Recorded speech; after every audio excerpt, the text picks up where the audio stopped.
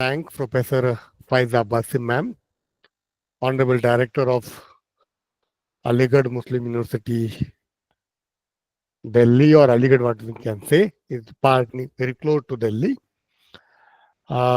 Respected course coordinator and my dear friends here.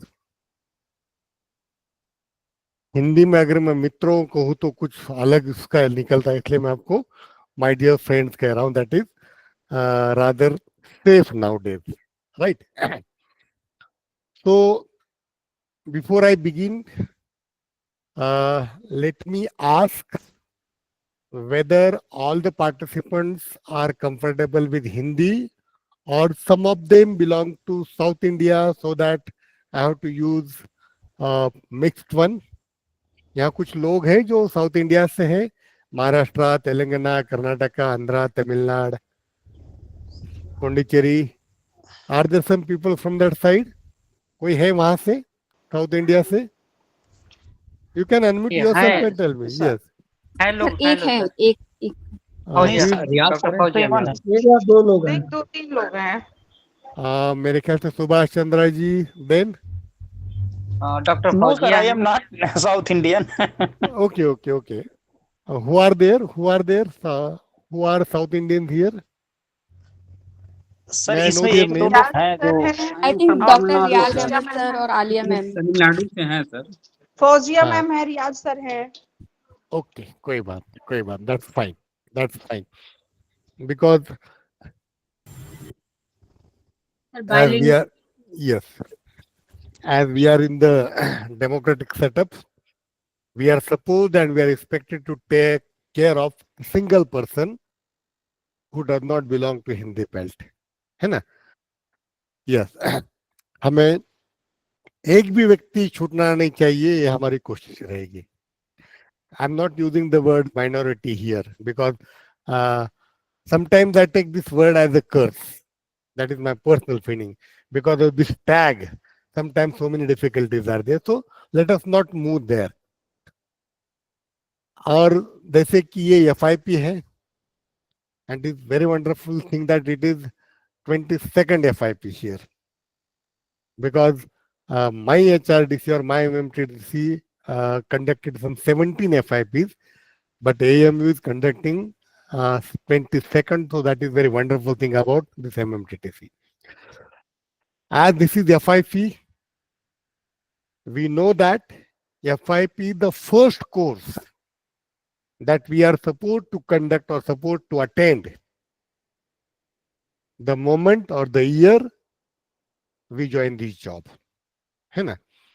Because there were some days, वो कुछ दिन थे जब हम पहले रिफ्रेशर करते थे, बाद में ओरिएंटेशन करते थे, but now the things have entirely changed. You can not attend any refresher course before you complete or attend an FIP. If you do that, your eligible date or date of eligibility will be considered after attending FIP only. So these are the things that you know. मैं कहना ये चाह रहा था कि this is the course that we attend in the early phase of our career, right? And as it is attended in the early phase of career, it is but natural that most of the participants here are very young people. Young means, I should say, maximum late 20s. Not older than that. What I say, maximum late 20s. मुझे उम्मीद है कि आप में से किसी की भी उम्र, as, may not be beyond 30. हाँ, 1 or 2 will be there who joined their services late. That exception can be there, but the most of the teachers here are quite young. And as they are young, we know what are the eligibilities required to enter as an assistant professor in college or university as far as the UGC rules are there. Either we have to clear NET or SLATE exam in that particular subject, or we must have PhD degree with us. That is the thing. लेकिन आपको ये भी पता होगा कि recently UGC made it clear that your PhD will be considered as an additional degree, but your minimum requirement should be NET or SET exam in that particular area. मेरे ख्याल से यहाँ कोई महाराष्ट्र से कोई है? Somebody from Maharashtra? I think Sharad Pawar साहब यहाँ दिखाई दे रहे मुझे. शरद पवार, हाँ नमस्ते, आप कहाँ से हैं? मैं सर मऊ से हूँ. मऊ से है? अच्छा, जी sir. you are close, near to Maharashtra. I think Mau is, I think, in Khargon, right? नहीं सर, मैं मऊ का ही रहने वाला हूँ. लेकिन it is in the district Uttar of. Job It is in मेरा उत्तर UP से. प्रदेश. अच्छा अच्छा, ये मऊ है, यूपी का मऊ. अच्छा अच्छा अच्छा. Yes sir, ji, yes sir, UP. Because there is one Mahu in MP also. No sir, no sir. Yes. Anyway. That is Mau- Indore के आसपास sir. Yes, yes, that I know, that I know. नहीं, आपका नाम इतना बड़ा है, मैं समझा आप महाराष्ट्र से हैं. Because in Maharashtra we have a very heavyweight leader with this name. आपका नाम ही काफी है, कहते हैं ना, खेतान नाम ही काफी, in that way. Anyway, तो हम आगे बढ़ते हैं. So I was telling you that कि either most of you are already doctorate, or some of you may be pursuing their doctoral degree. It is also possible that very few of you must be doctoral supervisors also. है ना? अगर कुछ लोग मान लीजिए थोड़ा सा senior है, so they must be or they may be research guides also. So in a way, I can say that very safely that in this meeting we have 3 generations together, right? 3 generations together. One generation who are already doctorates before they join the duty. Second generation who are pursuing their doctoral degree, and third generation that may be called little senior generation who are already doctorates and they are guiding some doctoral students also. And as these 3 generations are sailing in the same boat, we know some prerequisite. Research को लेकर, उसके rules को लेकर हमें बहुत सारी चीजें लगभग पता है, almost. But as I told you, we belong to 3 different generations. We completed our PhD degrees in different times, different points of time. और हम जानते हैं कि कोई भी चीज स्टैटिक नहीं होती है. Nothing is stationary. It is always moving. It is always changing. Example मैं आपको बता दूं. When I completed my PhD in 2009, the rules were somewhat different. If somebody did it before 2016, rules were different. Those who did between 16 and 18, again rules were different.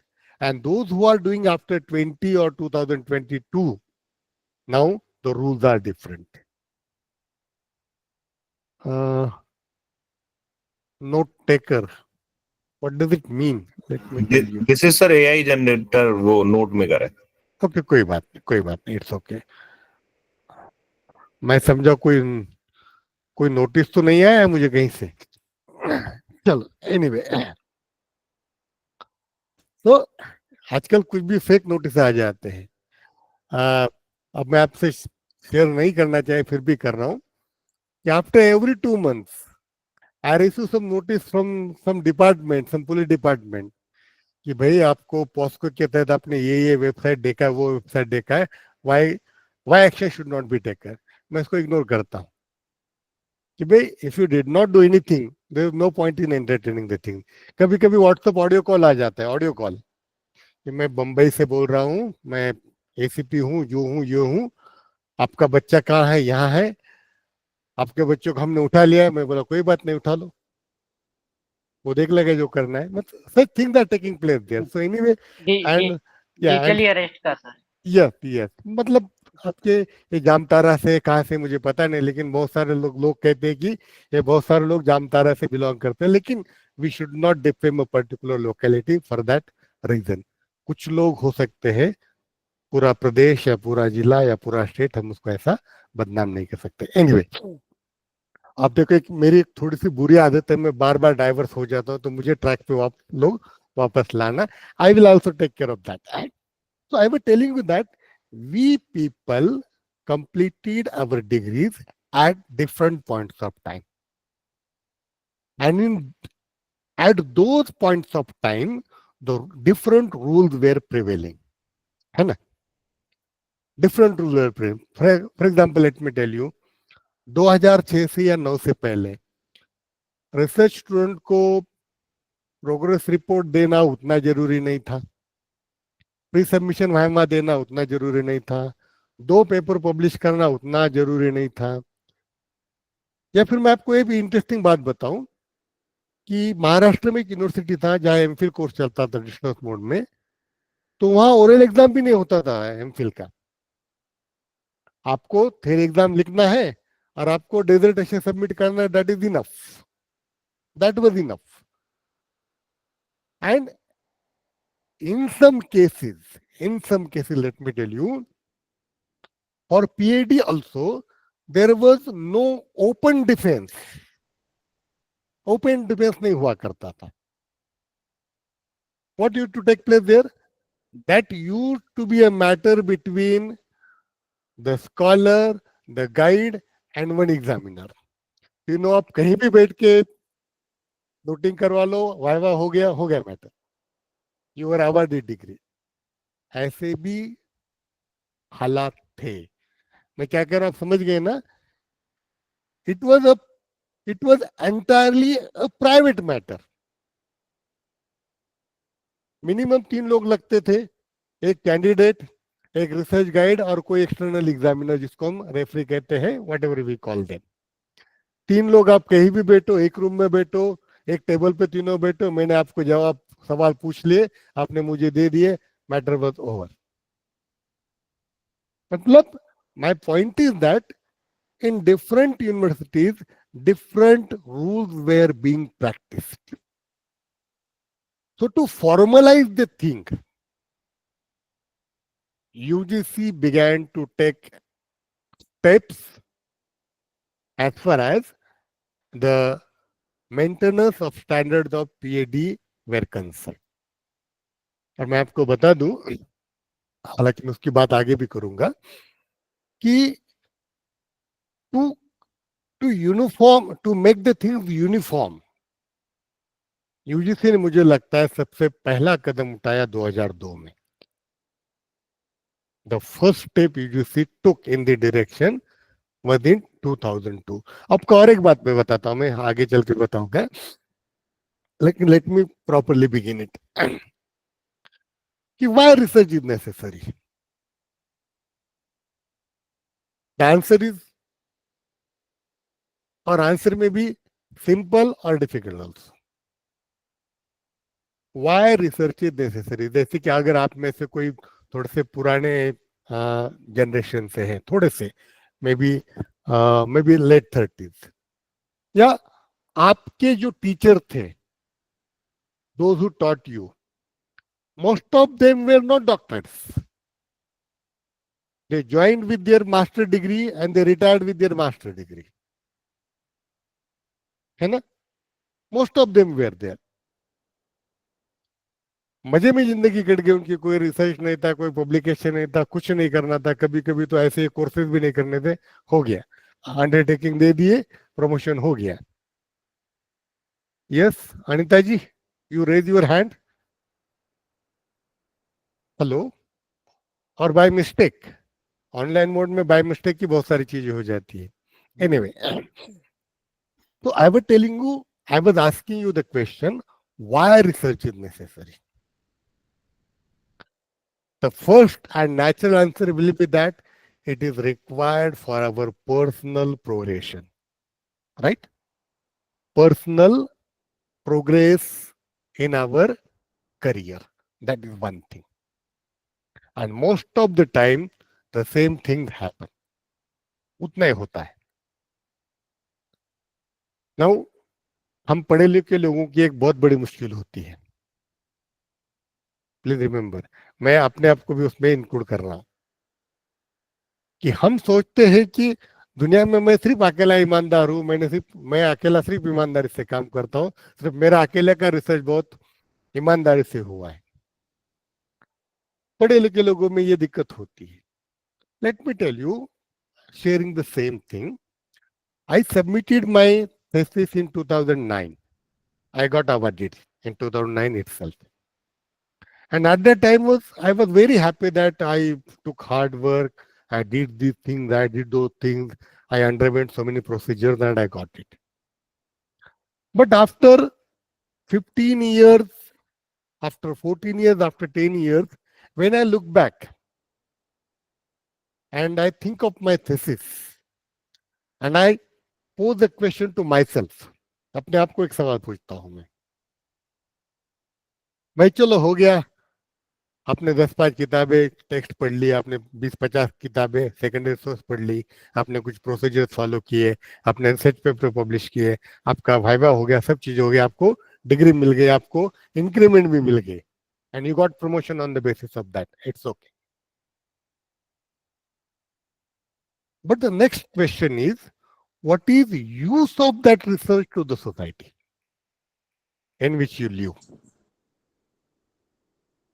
है ना?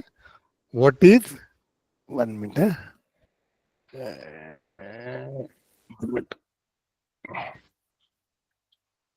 एक minute, session मध्ये आहे।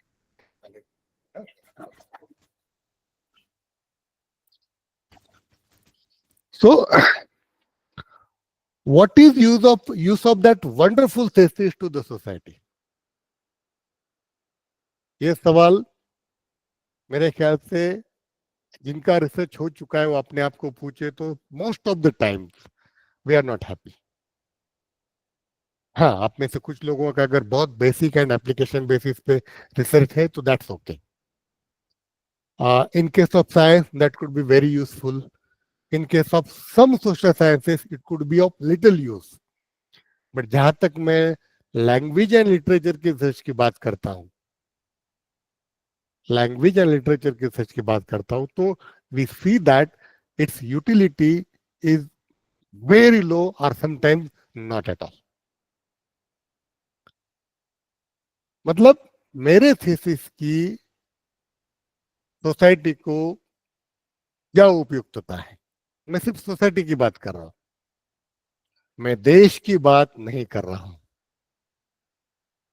आई am not talking in that broader sense, I am just talking of myself, my society and the country. It was very beneficial to me because I got so many things because of that degree.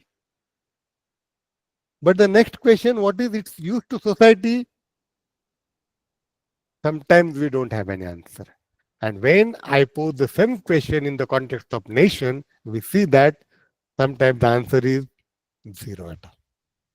Zero at all. It means what? इसका मतलब ये भी निकलता है कि हमने जो मेहनत की, हमने जो टाइम दिया, हमने जो हार्ड वर्क किया, हमने जो पैसा खर्च किया उसमें, it did not go beyond the shelf of the library, shelf of the university library, है ना? तो इन सारी चीजों को सामने रखते हुए UGC began to take steps in improving the things. आपको और एक बात भी अब पता होगी अच्छी तरह, आप 2-4 लोग कम से कम अपना वीडियो ऑन रखना है प्लीज, मैं उसके बिना आगे नहीं जा पाऊंगा। अगर एक भी कैमरा नहीं रहा तो it will be very difficult for me, I will be stopping there itself. 4-5 लोग, हर एक का चेहरा फ्रेश है, स्माइलिंग है, तो मुझे एनर्जी देता रहेगा। तो वी नो वन थिंग, और ये कई बार हमारे हायर एजुकेशन कहते हैं कि हमारे देश में लगभग आज के हालात में लगभग 1200 विश्वविद्यालय हैं, लगभग 1200। 21-22 में 1168 थे, आज हो सकता है कि 24-25 में ये 1200 से आगे निकल चुका होगा। But we see that sometimes we read it that कि दुनिया के पहले 200 विश्वविद्यालय में हमारे देश का एक भी इंस्टीट्यूट नहीं है। यह नंबर बदल जाता है, कभी कभी पहले 250 में आता है, कभी पहले 200 में आता है, लेकिन 150 में तो पहले कभी नहीं आया है ना। कई बार हम रिग्रेट के साथ ये कहते कि हमारा देश इतना बड़ा है, मतलब 1200 विश्वविद्यालय, लगभग 50,000 के आसपास colleges, 15 lakh teacher and so forth. But at the same time we regretfully admit the fact that not a single institute of India is among the top 150 institutes in the world. Then the question is why? Why it is so? मैं ये भी जानता हूं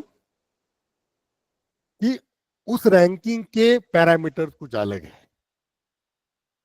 शायद आपका कोई lecture इस पे भी हो चुका होगा। The parameters of the world ranking are different from our socio-political context here. हमारी आबादी, हमारे legacy I am using in the bad sense, हमारे इलिटरेसी की लेगेसी, हमारे पॉवर्टी की लेगेसी, हमारे बैकवर्डनेस की लेगेसी, हमारी डिस्क्रिमिनेशन की legacy, so many things are there. हम पेपर पे तो 100% रिलेटेड हो चुके हैं, है ना, लेकिन the fact is quite alarming. हम जानते हैं कि रोज हम कई अनपढ़ लोगों से मिलते हैं। मैं कहना ये चाह रहा था कि research and its outputs, its recognition and its role in generating revenue is very prominent criteria or criterion in the world ranking framework. समझ गए ना सर?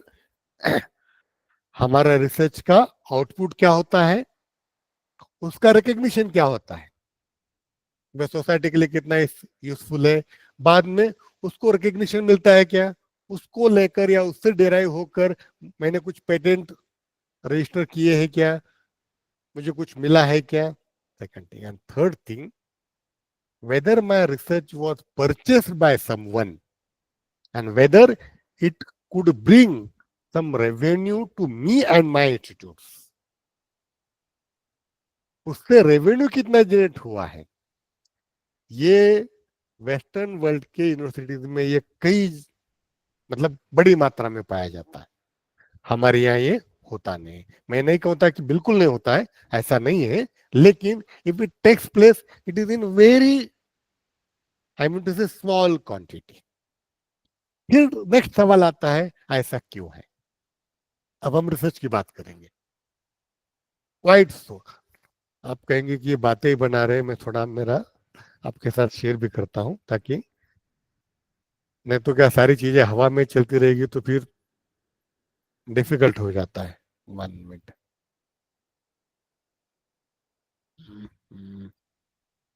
1 मिनट,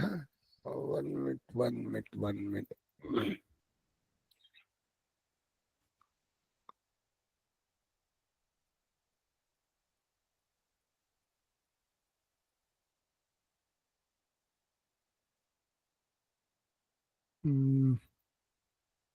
क्यों नहीं हो रहा है ये? Yes, is it visible to you? मेरे ख्याल से कुछ तो आपको दिखता होगा। जी sir. Yes, sir. Thank you. This is what I spoke about. मैं आगे की बात करूंगा, ये भी थिंग है। Now here I am talking about why our research is of low quality, और आई शुड से, मैं लो क्वालिटी वर्ड इस्तेमाल नहीं करूंगा, why our research is not of high quality. हम उसको थोड़ा सा पॉजिटिव में लेते हैं। किसी के रिसर्च को लो कहना अच्छी बात नहीं है, it is sometime disheartening. Why it happened so? Rajesh ji आपका माइक, चलो, I have been made co-host, no issue. Okay, हम गलत कहाँ हुए हैं? हमारे रिसर्च में क्वालिटी क्यों नहीं आ पाती? and see, these are the some of the things there.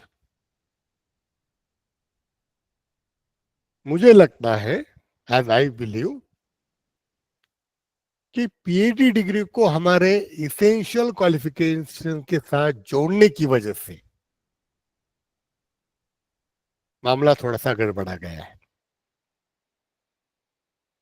Because we get master degree, we get MPhil degree, and we know that until we get research degree, we won't be able to find job. So we are in hurry there.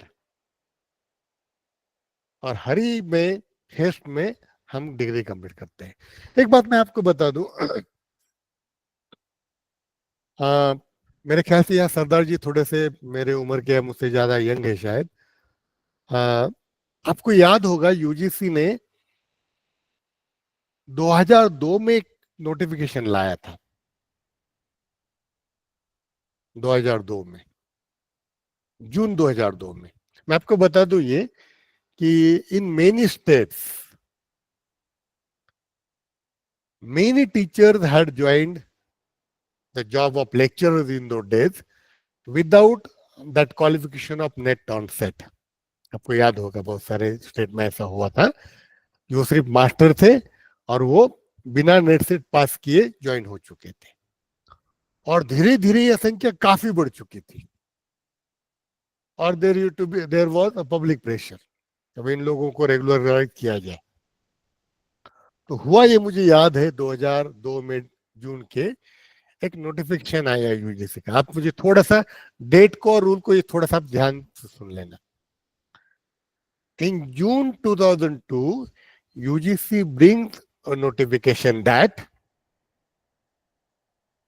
जो teachers अपना thesis दिसंबर 2002 तक submit करेंगे, मैं इसको दोहराता हूं, जून 2002 में ये नोटिफिकेशन आ जाता है कि जो टीचर्स दिसंबर 2002 तक अपना थीसिस सबमिट करेंगे उनको नेट सेट से एग्जेम्पशन दिया जाएगा. पता है क्या हुआ? इन 6 महीनों में धड़ाधड़ थीसिस सबमिट होने लगे without taking care of quality. उसके आगे की बात मैं आपको बताता हूं. मैंने सुना है, कितना ऑथेंटिक था मुझे पता नहीं.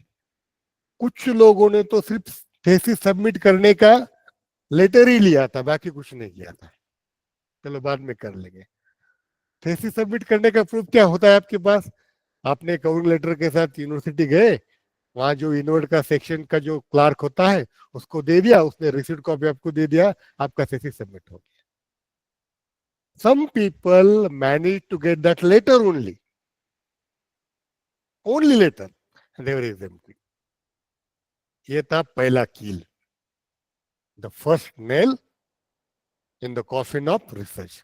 बाद में बात करते हैं 2006 की. You know, there come an interim report.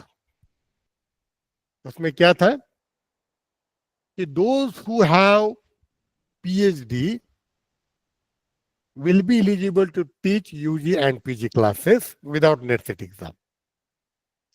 And those who are only MPhil, they will be eligible to teach UG classes without net and set.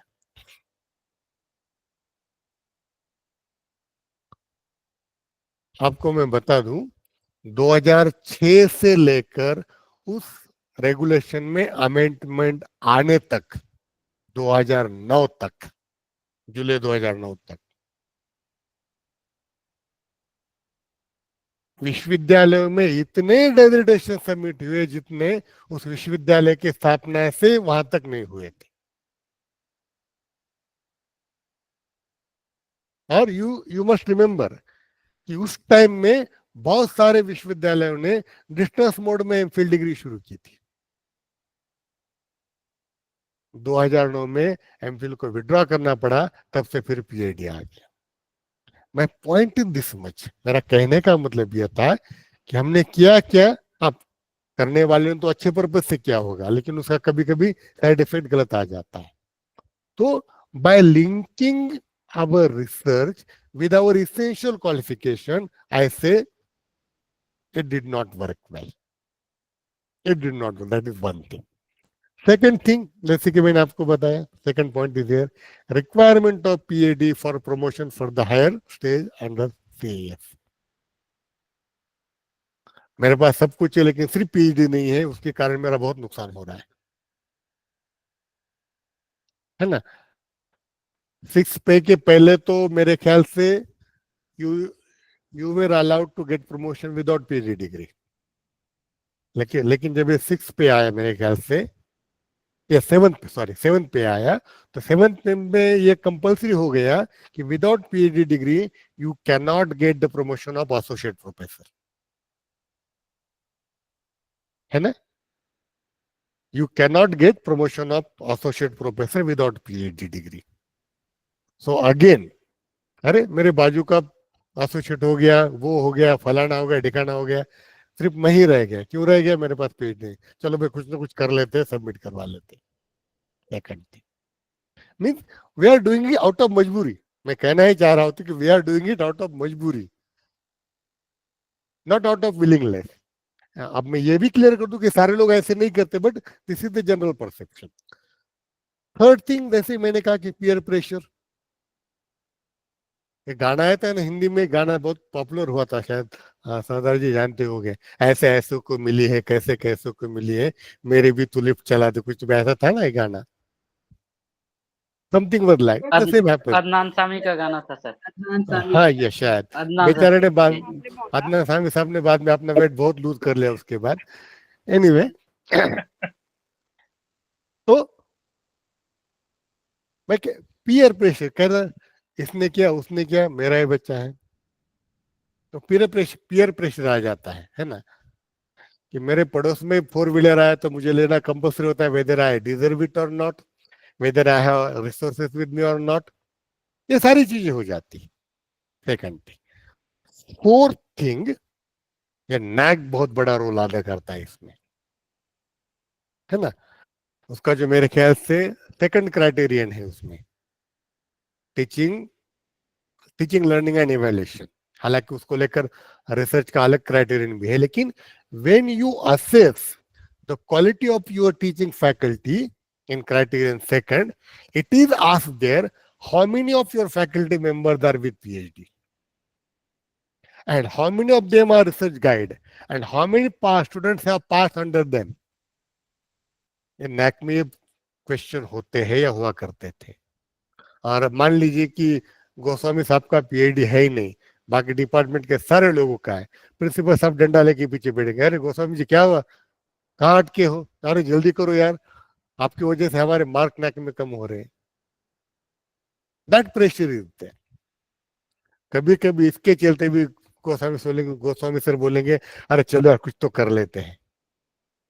Means sometimes unwillingly you fall prey to such practices. And last thing, जैसे कि मैंने कहा कि there was no efficient mechanism against such malpractices. There was no.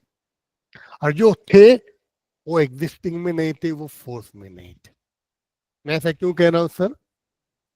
हम कई बार देखते हैं कि 2 अलग अलग विश्वविद्यालय में उसी विषय पे काम हो रहा है, उसी टॉपिक पे काम हो रहा है. There is no mechanism. और the university committee which finalizes the topics of the students or researchers, they don't have any access or they don't have any resources to know whether this topic has already been worked or not. कोई उनके पास mechanism नहीं है देखने का. हालांकि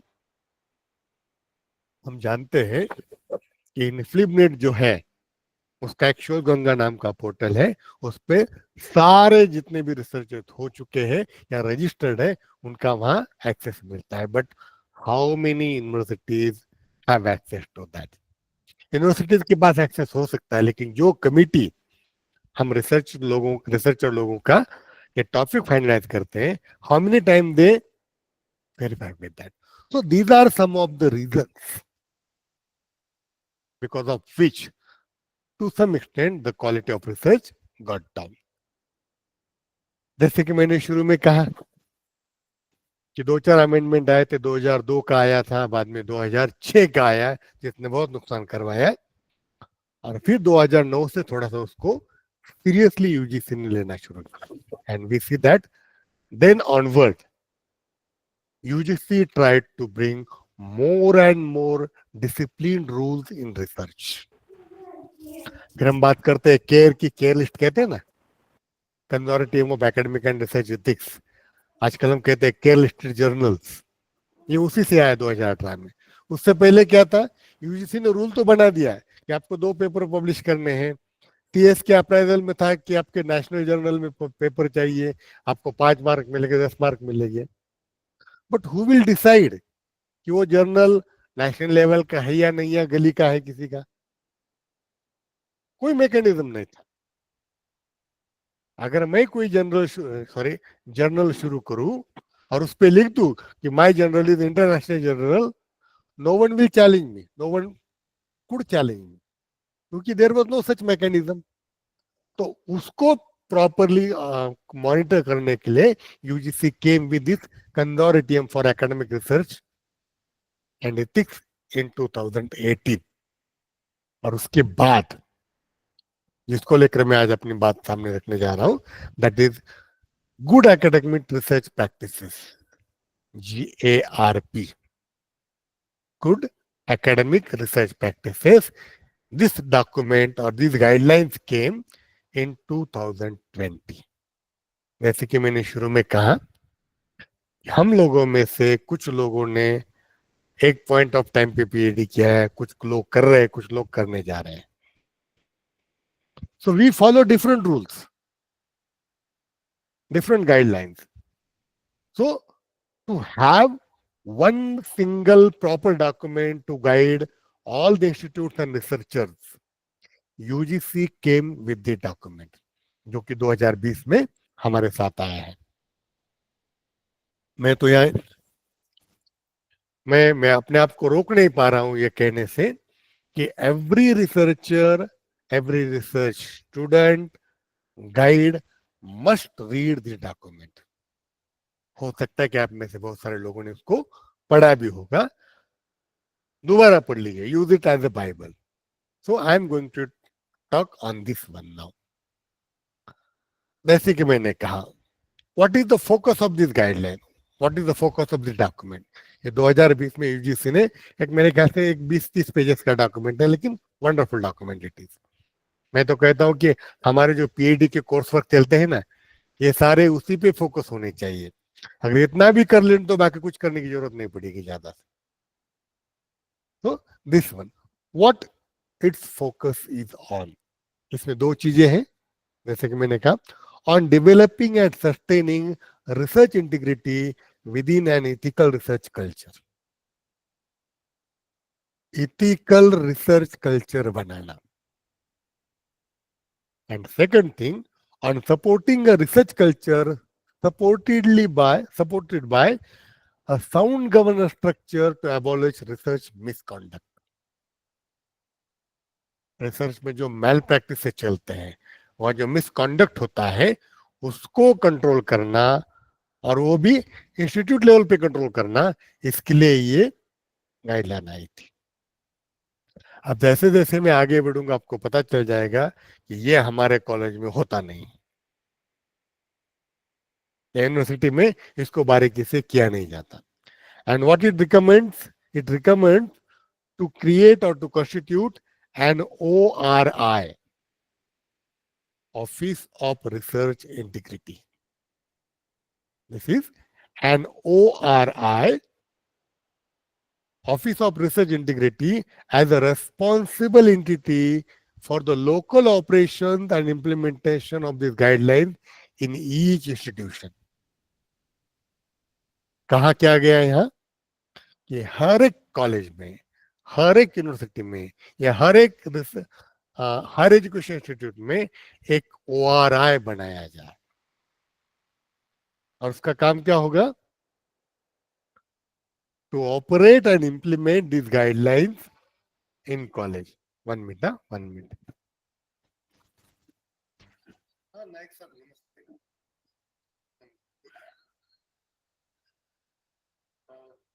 आधे घंटे में आ जाओ।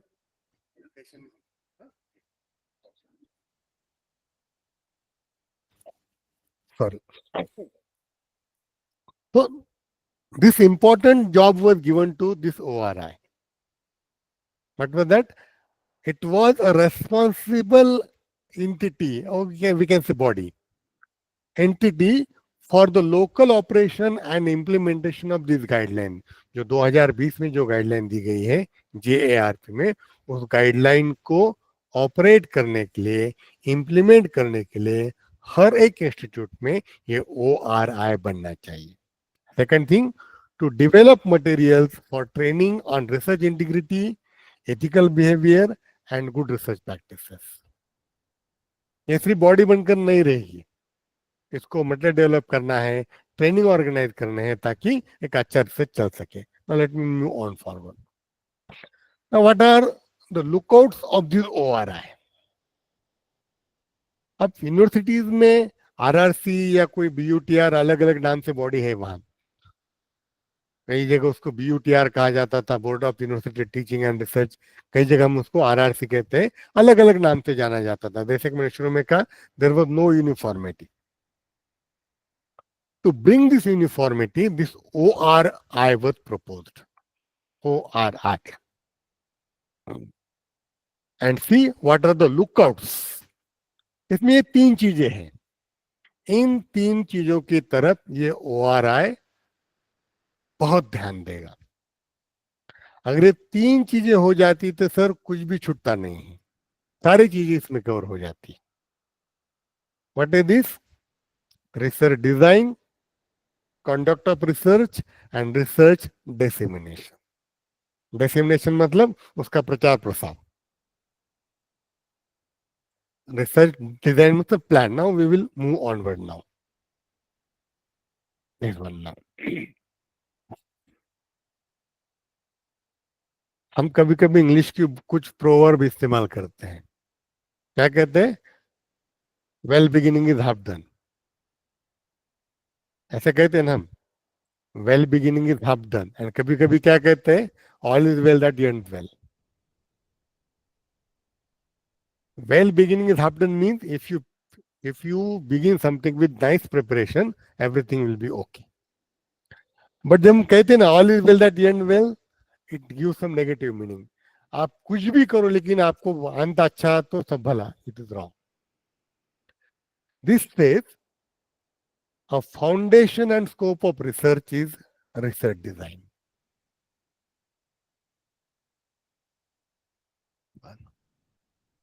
So, in what way, in what direction your research will go?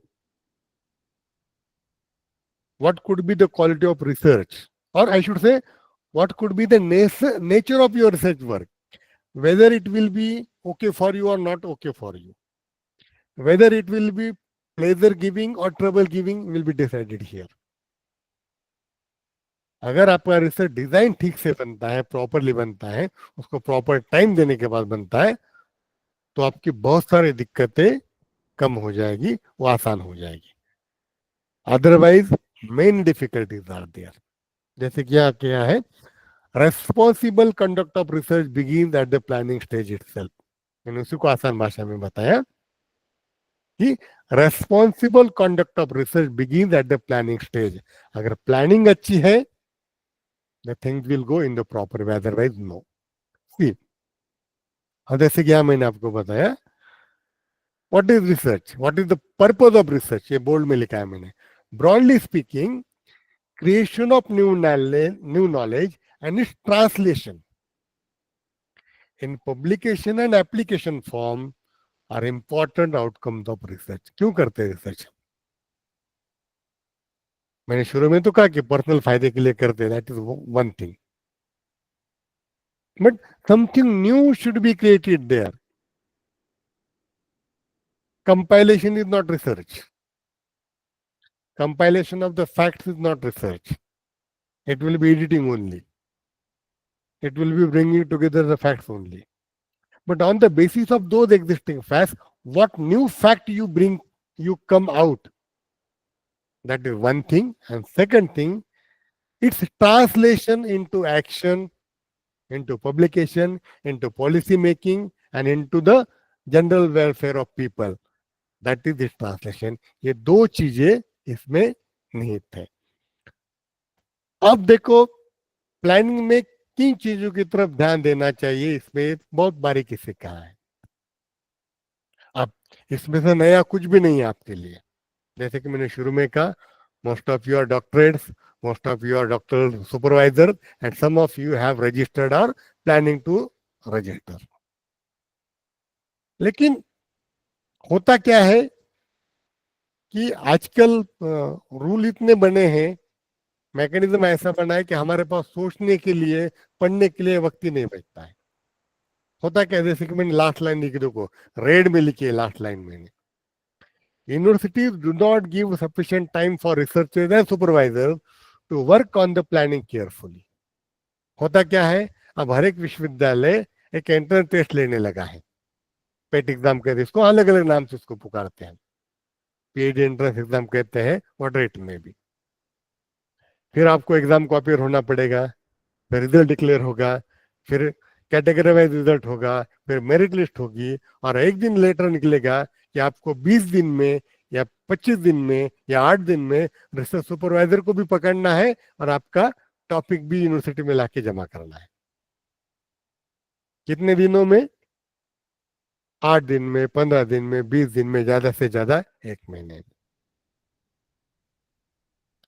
The researcher who did not have any research background, अगर मैं फ्रेश पास आउट हूं मास्टर में, अगर मैं एमफिल नहीं हूं, तो मेरे पास रिसर्च का कोई भी आइडिया नहीं है, मेरे पास कोई भी नॉलेज नहीं है. No foundation of research at all. And मेरी ज्यादा एनर्जी कहाँ वेस्ट होती है? एग्जाम की तैयारी करना और फिर रिसर्च गाइड ढूंढना. ये सबसे बड़ी दिक्कत की बात तो यहाँ ही होती है. रिसर्च सुपरवाइजर बहुत जल्दी हाँ नहीं करते, आपको परेशान कर. कुछ लोग कहते हैं कि बहुत परेशान होना पड़ता है, आ जाओ कल आओ, मेरे पास वैकेंसी नहीं है, मुझे दूसरे लोगों को देना है, समथिंग लाइक दैट. अगर कोई मान भी जाता है वहां, तो what happens there, please know, that is one very important thing. कई बार हम ये देखते हैं कि research supervisors give topic of their own interest to their researchers. ऐसे होता है ना, उनका जो रिसर्च इंटरेस्ट होता है या एक्सपर्टाइज होता है, उसमें गलत कुछ नहीं है, जो होता है वो टॉपिक देते हैं without considering whether the student before him और हर.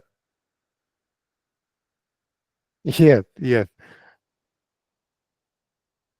चलो कोई बात है, हम बाकी चीजों पे हम ज्यादा हार्ड बात नहीं करेंगे, ज्यादा हार्श बात नहीं करेंगे, कि we belong to the same fraternity. अच्छी बात नहीं.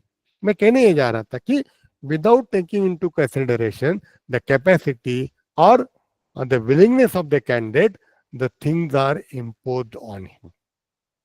ये भी मानता हूं मैं यहाँ कि बच्चे नए होते, उनको भी पता नहीं चलता कि किस पे काम होना चाहिए, किस पे नहीं होना चाहिए. So they are sometime very fresh and inexperience. लेकिन होता क्या है, बच्चे को सुपरवाइजर पकड़ना है, अगर वो ना कहेगा तो सुपरवाइजर छूट जाएगा, वो बेचारा मजबूरी में हाँ कर देता है, रजिस्ट्रेशन हो जाता है. जैसे जैसे वक्त निकलता है, जैसे जैसे बच्चा उसमें घुसते जाता है, उसको पता चल जाता है कि भाई आपने बस की बात है ही नहीं.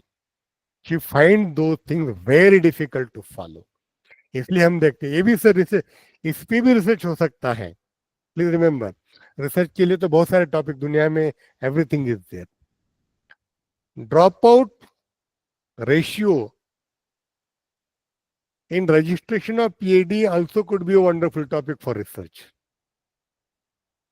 मान लीजिए मैं प्रोफेसर ग्रेड में हूं, तो मेरे पास 8 स्टूडेंट्स रजिस्टर करते हैं मेरे पास, लेकिन 8 में से कितने अंतिम मकाम तक जाते हैं, ये भी देखने वाली चीज होती है. इसमें से मैं तो कहता हूँ 20-30-40% तो ड्रॉप आउट हो ही जाता है. Why that drop out is there, मैं ये नहीं कहूंगा कि सिर्फ एक ही रीजन है, लेकिन one of many reason, this is one. कई कारणों में एक रीजन ये भी होता है कि बच्चे ने जो टॉपिक लिया था वो उसके बस की बात नहीं थी, but under the pressure of the time he or she had to say yes. मैं कहने ये जा रहा था कि these things should be or this care should be taken at the point or at the stage of planning. जैसे कि मैंने कहा कि does the research project have any positive outcome for society, industry, country और ecosystem in general? ये सवाल सबसे पहले होना चाहिए. मैं तो कभी कभी ये कहता हूं रिसर्च के लिए सबसे जरूरी कुछ चीज है तो आपके दिमाग में किसी चीज को लेकर सवाल पैदा होने चाहिए. सवाल अगर पैदा नहीं होता है तो आपका रिसर्च रिसर्च नहीं रहता है. ऐसा क्यों है, ऐसा क्यों नहीं हो सकता, इसमें क्या किया जा सकता है क्या? तो the question in the mind of the researchers is the first and foremost important thing for research. सबसे पहली चीज वो होती है. फिर बात आती है चलो भाई टॉपिक तो हो गया, अब बच्चा इनएक्सपीरियंस्ड है, उसके दिमाग में कुछ भी आ सकता है. लेकिन रिसर्च सुपरवाइजर का काम ये होगा कि क्या उस टॉपिक का सोसाइटी को कोई उपयोग या उसका कोई यूज हो सकता है क्या. These are the things to be looked after by the research supervisor. Third thing, is the study feasible in terms of expertise, facility and equipment. हाँ, जैसे कि मैंने कहा जिस टॉपिक के वो रिसर्चर काम करना चाहता है क्या उसका एक्सपर्टाइज मेरे पास है या बच्चे के पास भी है. एक चीज. दूसरी, उसको कैरी आउट करने के लिए मेरे पास फैसिलिटीज है क्या. Second thing. And third thing, equipment है क्या. चलो मैं फिजिक्स का स्टूडेंट हूं मैं और मैं काम करना चाहता हूं मार्स प्लैनेट पे क्या है. इस पे टॉपिक अच्छा है but whether I have some expertise, मेरे पास कुछ है क्या उसका मटेरियल. नहीं. मेरे पास उसका कोई लैब लेबोरेटरी कुछ है क्या. नहीं. Third thing, is there any necessity to seek approval from any regulatory body. ये भी बहुत जरूरी होता है, हम कभी कभी उसकी तरफ ध्यान नहीं देते. अगर किसी पर्टिकुलर एरिया में हम काम करने जा रहे हैं तो ऐसे मेरे दिल में आया इसलिए मैं उस पर काम नहीं कर सकता. Sometimes we have to seek permission of दो थिंग्स. फॉर एग्जांपल डिफेंस में मैं काम नहीं कर सकता. डिफेंस में अगर कोई सब्जेक्ट है, कोई टॉपिक है, कोई इश्यू है तो उसको लेकर अगर मुझे काम करना है तो मुझे उस प्रॉपर मैकेनिज्म से जाकर उन अथॉरिटी का परमिशन लेना पड़ेगा, मुझे एक्सेस लेना पड़ेगा. So these are some of the things that should be taken care at the planning level. अब ये बात आती है अब सेकंड थिंग,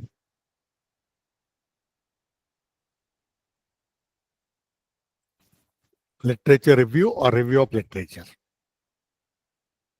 क्यों लेते हैं हम लिटरेचर रिव्यू.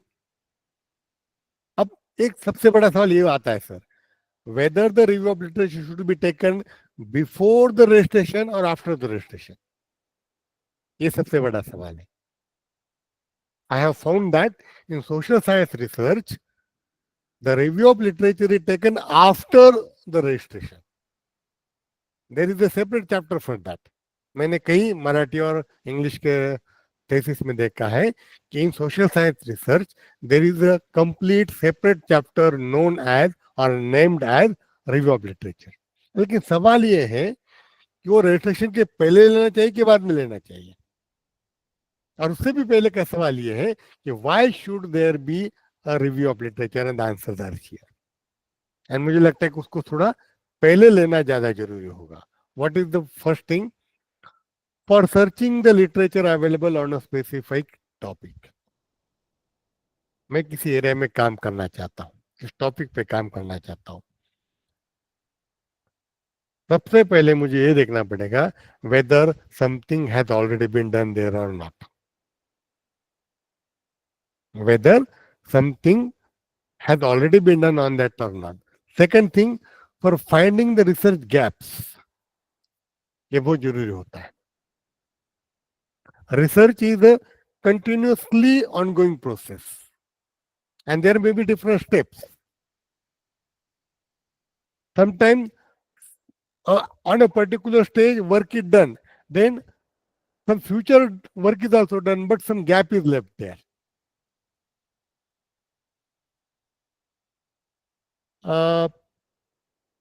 सदा जी, आपने एक मूवी देखी थी, एक डॉक्टर की मौत नाम की एक, डू यू रिमेम्बर समवन? आपने एक हिंदी मूवी आई थी, देखो, मैंने कहा था उसमें पंकज कपूर एक्टर थे, एक डॉक्टर की मौत या समथिंग लाइक दैट। आपको याद है? कभी कभी सर्च कर लेना उसको, एक डॉक्टर की मौत। काफी वंडरफुल मूवी। सॉरी? काफी फेमस मूवी है सर, देखी नहीं है लेकिन हाँ सुना है उसके बारे में। एक बार देख लेना आप उसको, एक बार देख लेना, बहुत बढ़िया मूवी, इसी को लेकर है वो। तो मैं कहने ये चाह रहा था कि sometime research gap is there. For example मैं आपको बताता हूँ ना, मैं महाराष्ट्र से बिलोंग करता हूँ, तो वहाँ की चीजें थोड़ी सी मुझे ज्यादा अच्छी तरह पता है। मैं आपको बता दूं कि इंडिया बिकेम फ्री इन 1947। अब हमें इसको मान के चलना चाहिए, वेदर सम पीपल अग्री और डिसएग्री, है ना? तो India became free on 47, but the Marathwada region where we lived became free in 1948, क्योंकि वो निजाम, हैदराबाद के निजाम थे, उनके अंडर था, and he was tally dialling the thing. तो 48 में हमें फ्रीडम मिला वहां से। And then that Marathwada region became part of Maharashtra in 1960, जब यूनिफॉर्मेशन ऑफ महाराष्ट्र बना, तो लिंग्विस्टिक स्टेट बने थे ना बाद में। अब हुआ क्या है सर, मैं थोड़ा हिस्ट्री में मेरा इंटरेस्ट है, मैं सिर्फ एग्जांपल दे रहा हूं आपको। महाराष्ट्र की 1948 तक की हिस्ट्री अवेलेबल है, मराठवाड़ा रीजन की 48 तक की।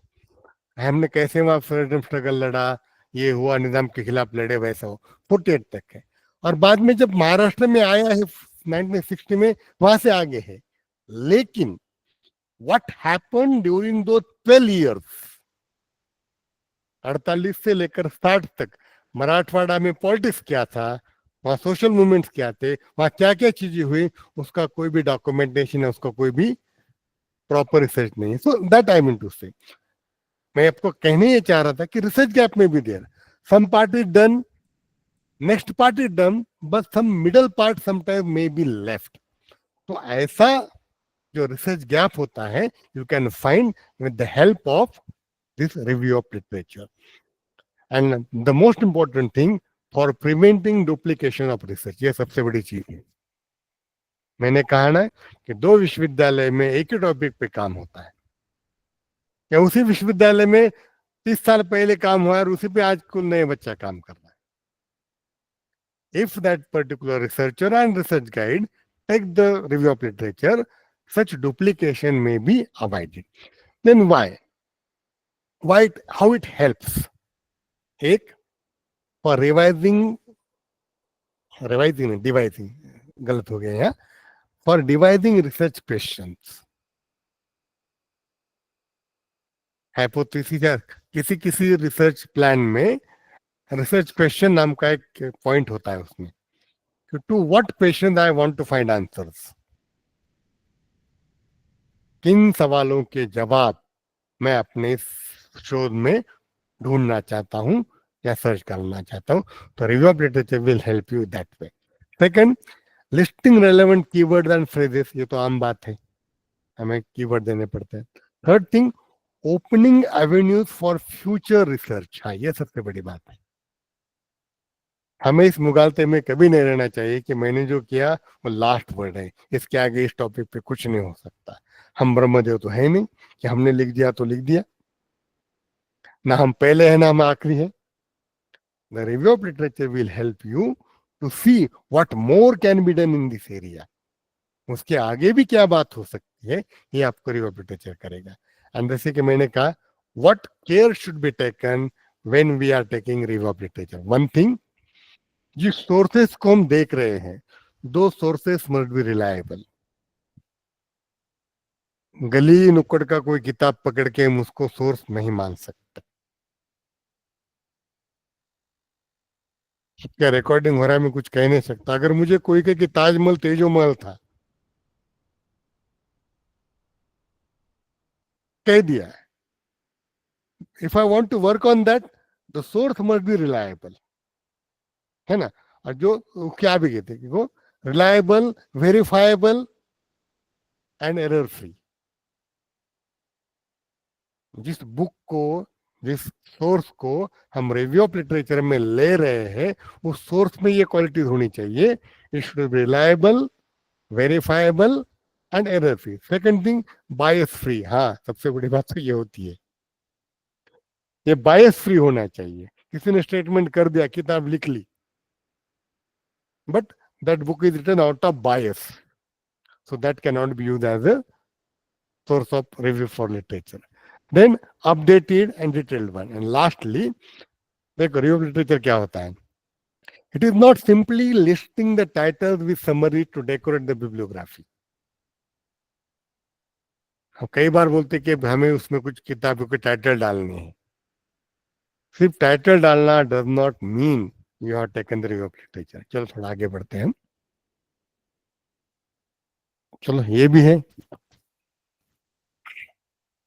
Data, research method, analytical things. अभी सारी चीजें अपने अपने टॉपिक पे डिसाइड होती है, डिटरमिन होती है।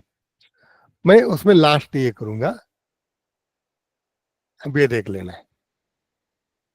जैसे कि मैंने कहा, रिसर्च मेथड में vary depending on the type of research, the sources, the nature of data and purpose of research. कुछ केस स्टडीज होती है, कुछ लाइब्रेरी वर्क होता है, कुछ ग्राउंड वर्क होता है, इट डिपेंड। अब लिटरेचर का रिसर्च है तो मैं 20-50 किताबें लेके किसी लाइब्रेरी में बैठ के भी मैं पूरा कर सकता हूँ।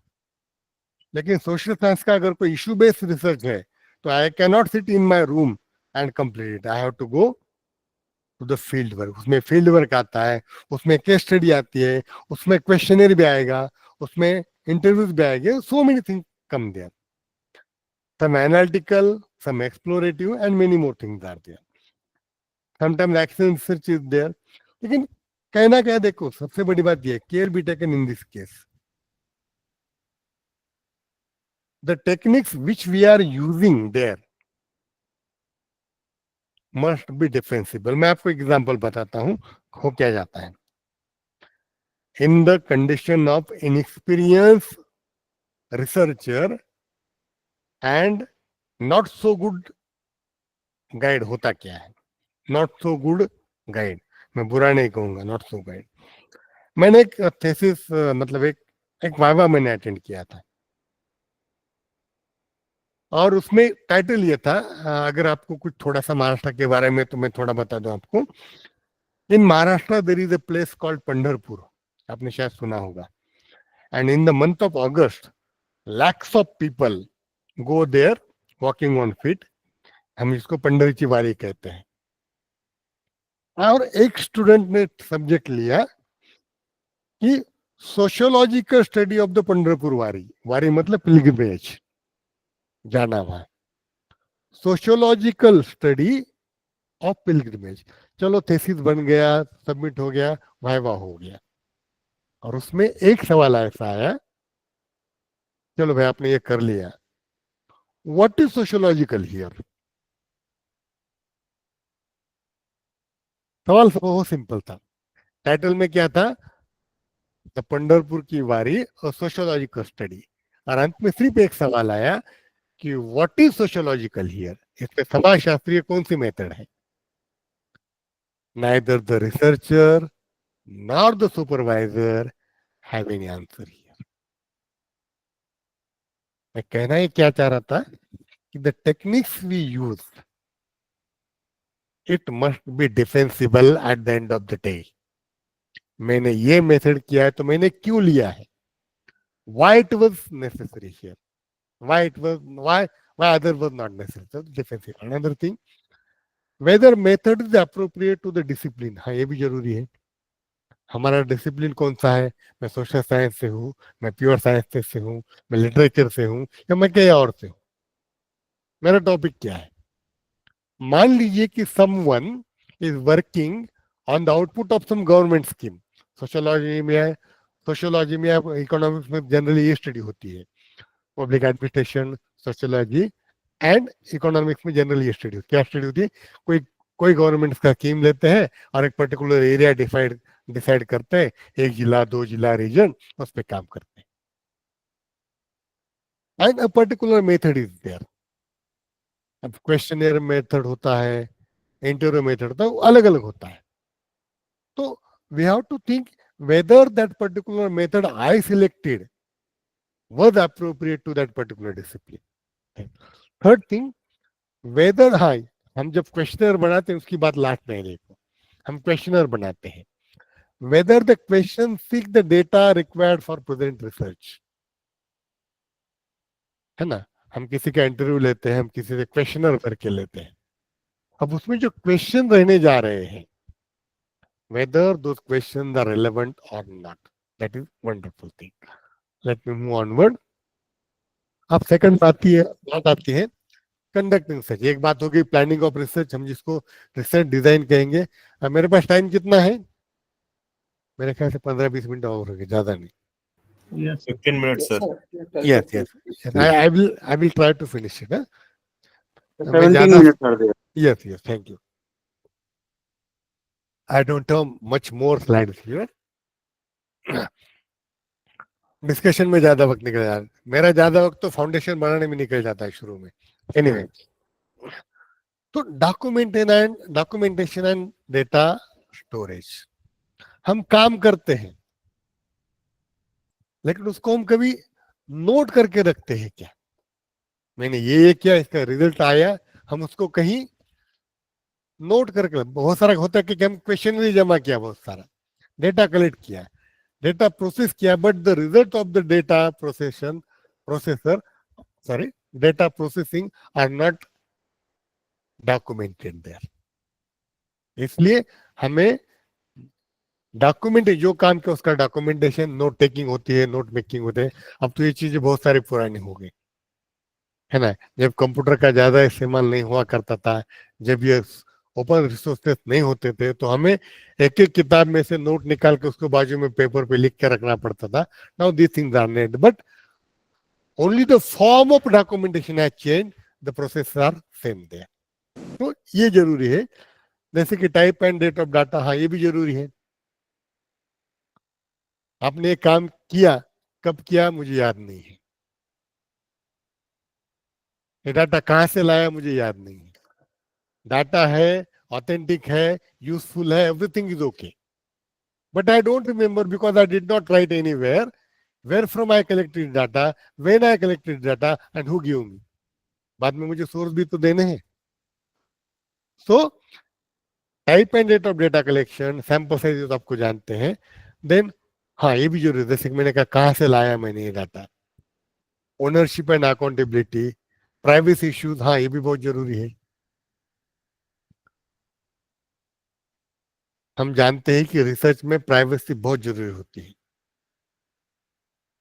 किसी व्यक्ति का नाम, मैं ये कहूंगा कि मैंने 10 लोग मेरे रेस्पोंडेंट थे या 100 लोग मेरे रेस्पोंडेंट थे, लेकिन इस फलाना व्यक्ति के नाम के व्यक्ति ने मुझे ये कहा, I can't say, because that will be the breach of privacy there. So the privacy issue is there. And मैं थोड़ा आगे बढ़ता हूं.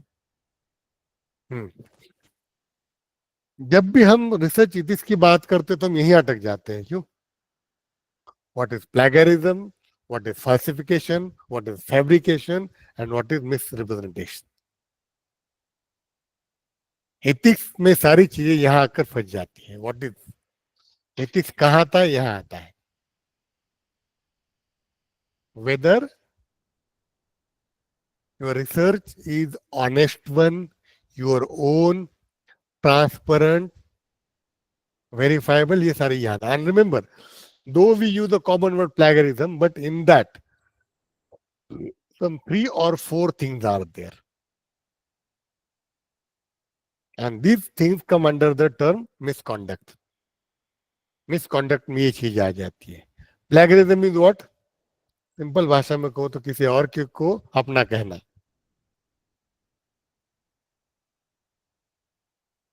शोध किसी और का है, ऑब्जर्वेशन किसी और का है, कोटेशन किसी और का है, और मैं उसको अपना कह के उसमें छाप रहा हूं, without acknowledging the source.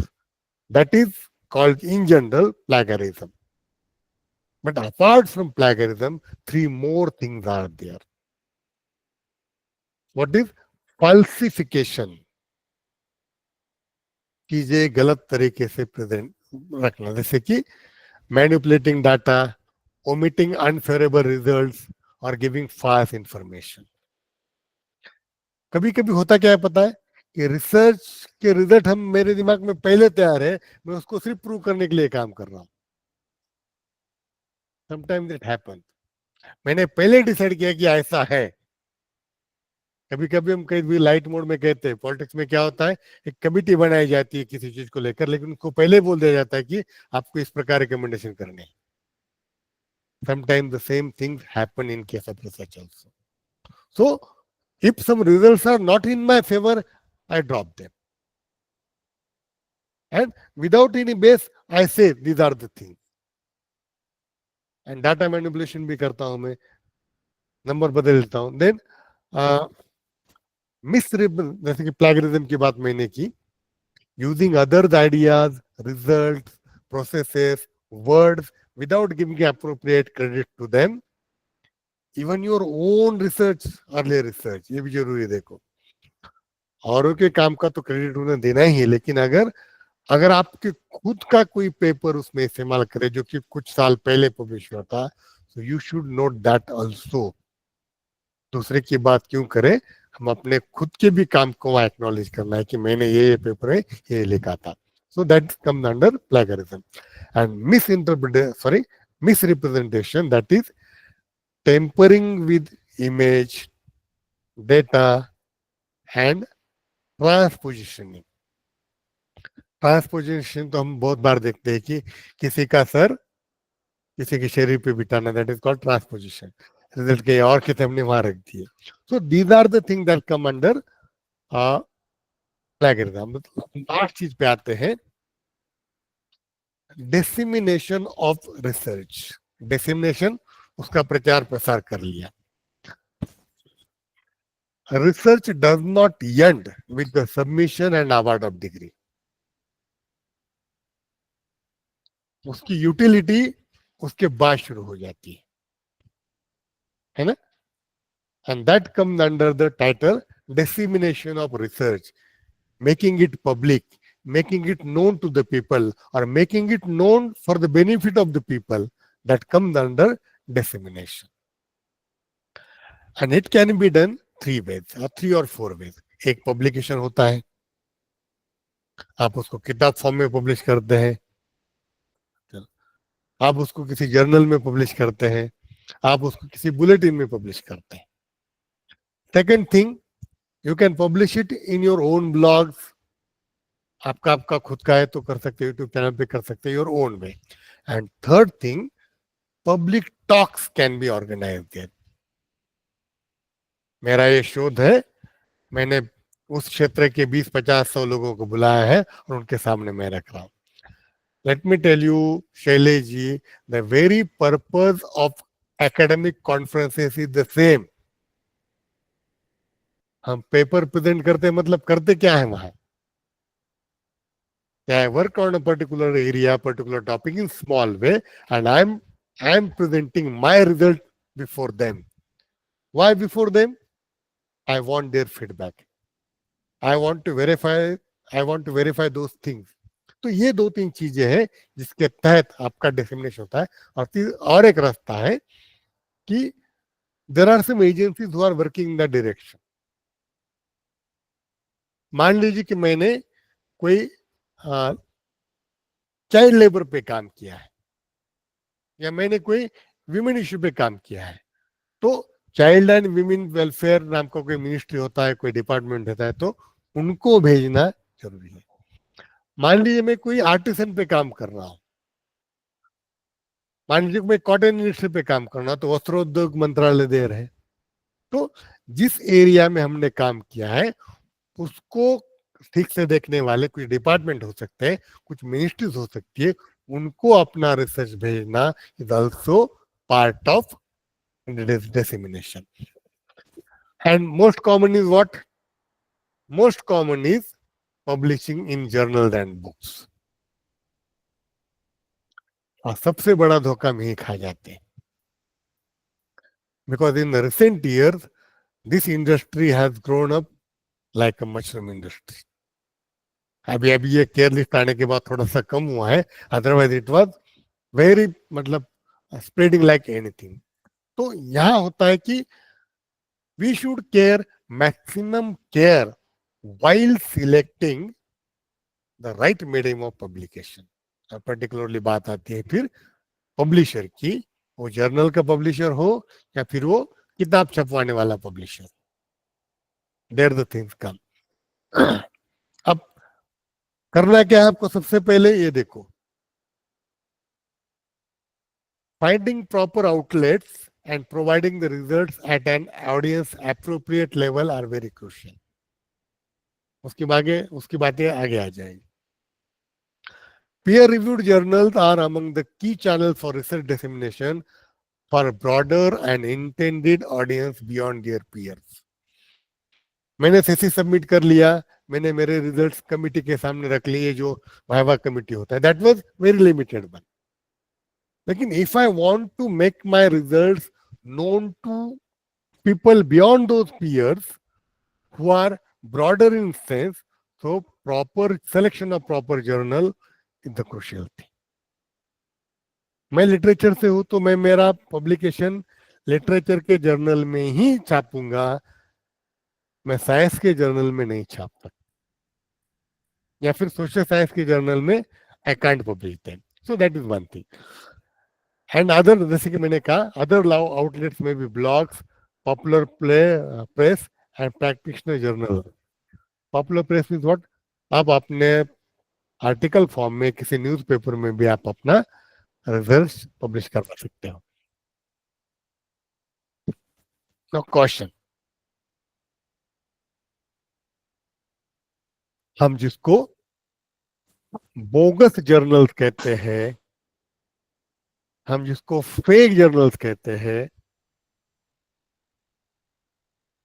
Technical word में उसको प्रीडेटरी जर्नल्स कहते हैं. Technical word is predatory journals.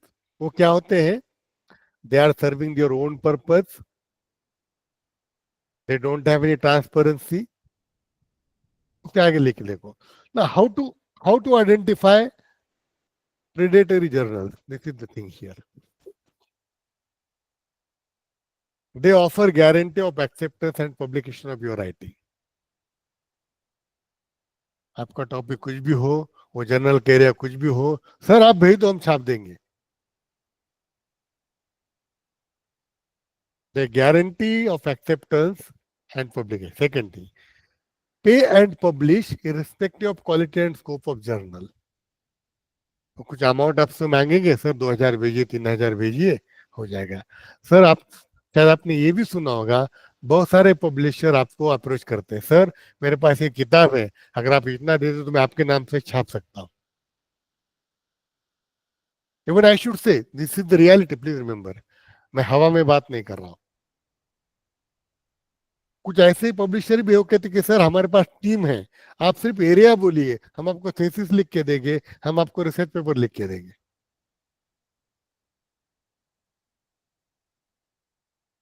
This is fact. It is difficult to verify, but this is fact. They have their own team. Sir अब आप अपना area बोले थे, आपको किस पॉलिटिकल साइंस में, हाँ मिल जाएगा.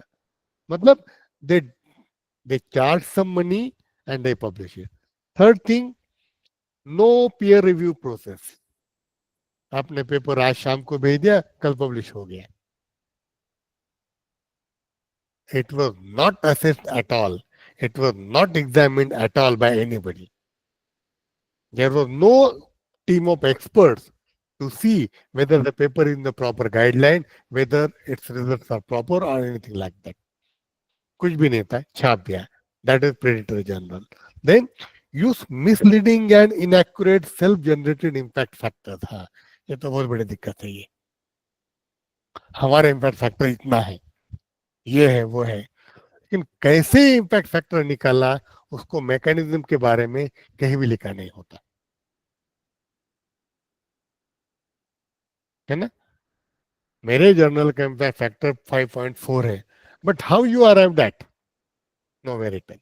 एंड जैसे कि मैंने कहा लास्ट में, use extreme case of corruption of selling को ऑथरशिप एंड आर्टिकल. हाँ ये सर मेरे पास पेपर रेडी है, हमारे पास किसी का आया है, आप कुछ पैसे दे दो, हम आपका नाम उसके साथ जोड़ देंगे. Such practices, where such practices are followed, such journals are called as predatory journals. और ऐसे जर्नल में आप छापोगे तो पब्लिश एंड पेरिश की कंडीशन हो जाती है. Now these are the things.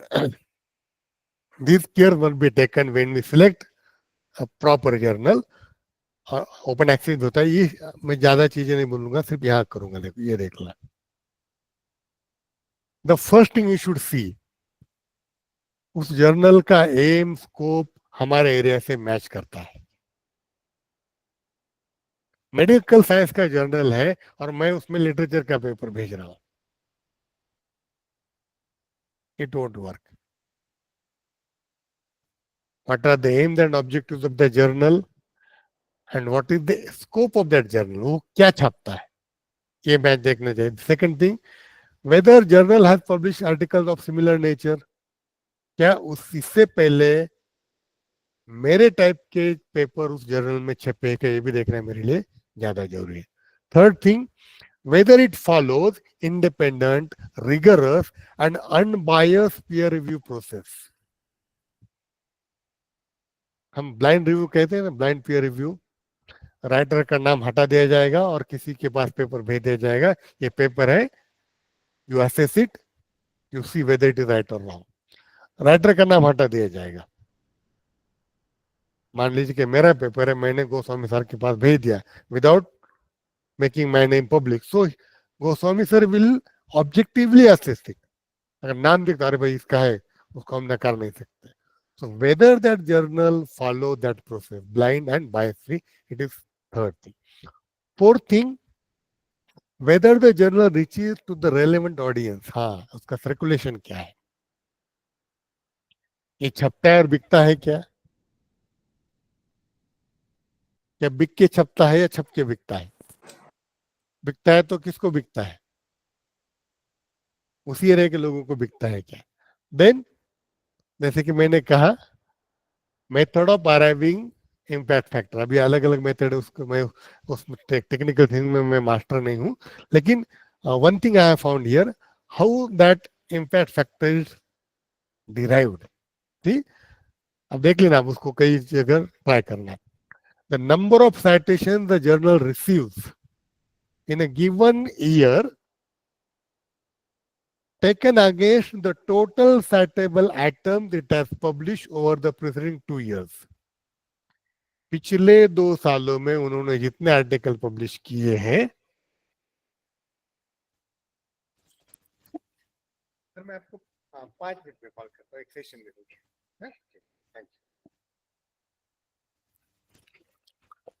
सो और कहाँ गया ये, 1 मिनट, ये क्या आ गया इधर से. Citation, you are talking about the citation, sir. Yes, नहीं ये कुछ अलग आ गया था यहाँ. Yes here, Last point. Impact factor. Yes last line. Yes,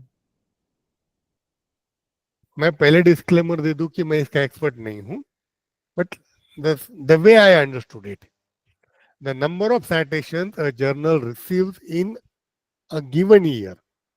मान लीजिए कि 24-25 में मुझे 10 साइटेशन मिले हैं मेरे जर्नल के, 10 लोगों ने मेरे जर्नल को साइट किया है. Then against what, last 2 years में मैंने कितने पब्लिकेशन किए हैं, that brings you the impact factor of that journal. It is not current fact. ठीक है, थोड़ा आगे बढ़ता हूं मैं. ट्रांसलेशन ऑफ रिसर्च, जैसे कि मैंने कहा, many more ORI will look after that. ORI can develop platforms to provide services, facilities, network for its matter. Organize mentorship program for principal investigators about patents, ये भी काम ही ORI करेगा. Develop collaborative network between industry and academia, ये भी करेगा. ये time खत्म हो चुका है. और ये भी एक्सपेक्ट किया गया है कि इस गाइडलाइन को फॉलो करे और इसको इम्प्लीमेंट करे, that the things will be there. मुझे लगता है कि टाइम भी खत्म हो चुका है and I am also tired. So with this, I would like to conclude my session here, and the session is open for you to make your disagreement, agreement and addition to this also. अगर आप कुछ उसमें उससे कुछ disagree होना चाहते हैं, you can. If you want to add something, you can. And if you want to make some comment, in that case also you are most welcome. Sir, I'm Salek Prajapati, assistant हाँ, बोलिए professor sir. sociology Kushinagar से. Sir sociology. जी हाँ. जो भी आपने बातें कही sir बहुत बारीकी से आपने बताया, जिसको हम लोग अभी तक नहीं समझ पा रहे थे. पढ़ते तो बहुत कुछ है लेकिन बारीकी नहीं ध्यान था हम लोग को. आज हम लोग बहुत कुछ सीखे आपसे, इसके लिए बहुत बहुत धन्यवाद सर. हाँ, फिर भी मैं कहना चाहूंगा, वेदर यू आर जी, रिसर्चर, रिसर्च सुपरवाइजर, जी उस गाइडलाइन को एक बार प्रिंट करवा के लेना और उसको केयरफुली पढ़ लेना. So many things will become easier to you and your people also. जी. रीना जी, आप कुछ पूछना चाह रही है? Yes sir. सर ये जानना चाह रहे थे, जो इम्पैक्ट फैक्टर होता है डिफरेंट जर्नल्स के, तो जैसे पीयर रिव्यूड है या फिर यूजीसी लिस्टेड है, इन दोनों में कितना फर्क होता है सर? मतलब हम अगर पेपर हम भेजते हैं तो हमको किसको देना चाहिए? आप फर्क इन व्हाट टर्म? फर्क मार्किंग का होता है, सर लिस्टिंग का होता है? वही मैं जानना चाहती हूँ, मतलब किस टाइप से फर्क होता है? क्योंकि पूरा पेपर जो हम लोगों ने लिखा है उस पे वो पैटर्न पे अलग, मतलब मार्किंग किस ढंग से चेंज होती है उनकी, इम्पैक्ट फैक्टर कैसे चेंज होता है? यस सर, आपको अगर और इंफॉर्मेशन उसके बारे में चाहिए तो यूजीसी ने जुलाई 2018 में इसको लेकर डिटेल्ड गाइडलाइन निकाली है. उनकी तो रिक्वायरमेंट है कि आपका publication UGC care listed journal में ही होना चाहिए. एंड देन चलो आपके 10 पब्लिकेशन है यूजीसी केयर लिस्टेड जर्नल में, लेकिन हर एक जर्नल का इम्पैक्ट फैक्टर अलग होता है. अलग होगा. Yes sir. Higher the impact factor the more marks you will receive. मेरे ख्याल से 30, 35, 50 तक आप एक पब्लिकेशन के मार्क्स ले सकते हो. That depends on the impact factor of journal. But again एक बात एक चीज तो उसमें है कि वो जो इम्पैक्ट फैक्टर जर्नल ने क्लेम किया है, how it has arrived at must be made public somewhere. कहीं ना कहीं उसको लेकर उसका डिस्क्लेमर या उनका कोई तो भी क्लैरिफिकेशन चाहिए. आप आज के लिए थोड़े ये मैल प्रैक्टिसेस कम हो चुके हैं आजकल, पहले ज्यादा थे क्योंकि ये यूजीसी के लिस्ट आया है, बहुत सारे गाइडलाइन आए. तो और हर एक जर्नल या हर एक पब्लिकेशन फर्म अब अपना वेबसाइट बनाता है और वेबसाइट पे बहुत सारी चीजें दी जाती है कि भाई उनके पीयर रिव्यू में कौन कौन है, उनका स्पेशलाइज एरिया क्या है, उनका इम्पैक्ट फैक्टर ड्रॉ करने का तरीका क्या है, एंड मेनी मोर थिंग दादे. मैंने कहा कि मैंने आज शाम को भेज दिया, कल पब्लिश हुआ, ऐसा नहीं होता क्योंकि वो they publish a particular format and in that format only they ask your paper. तो ये चीज अब थोड़ी सी गलत कम होने लगी है. एक चीज और पूछना चाह रहे थे, जैसे अभी आपने बताया कि उसी रिलेटेड फील्ड से होना चाहिए जो आपका उसमें जनरल का है. बट इन केस जैसे कभी कभी क्या होता है कि ओपन होता है ना साइंस.